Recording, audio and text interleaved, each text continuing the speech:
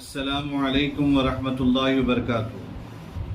ناظرین اکرام، آج تربیتی چینل پر بدشگونی کے متعلق کچھ باتیں عرض کرنا چاہتا ہوں۔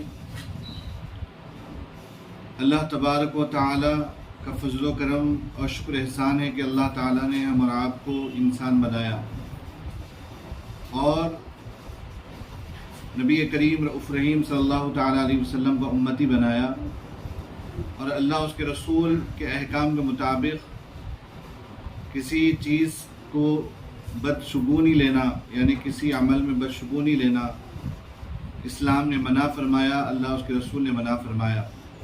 اور جو بھی شگون لیا جائیں، اچھا شگون لیا جائیں، برے شگون سے بچا جائیں۔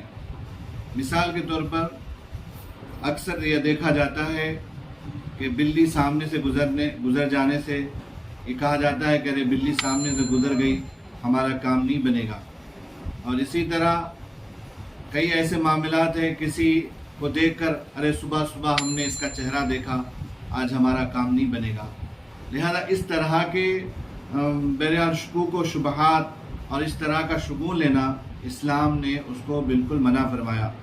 جیسا کہ حدیث شریف میں آتا ہے لا طیرا لا سفرا ولا عدوا، یعنی بدشگونی نہ لی جائے اور نہ سفر منحوس ہے اور نہ جو ہے سو بیماری کا متعدی ہونا ہے۔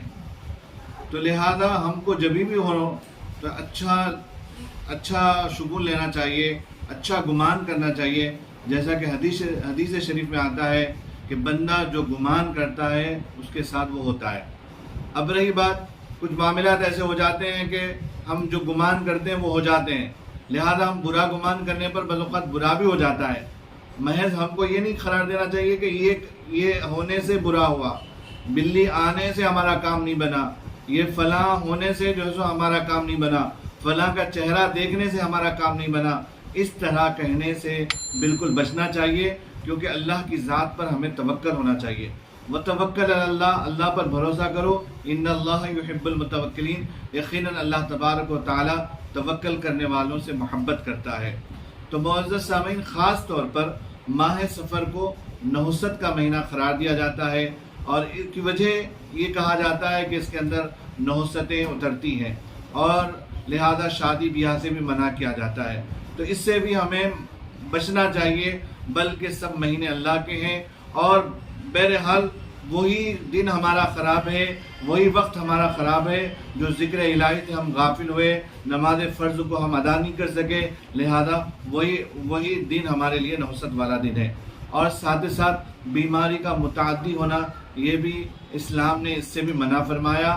تو لہذا جو کچھ بھی ہوتا ہے اللہ کے حکم سے ہوتا ہے، اس پر ہمارا ایمان ہونا چاہیے۔ اللہ سے دعا کرتا ہوں سننے سنانے سے زیادہ عمل کی توفیق عطا فرمائے، آمین۔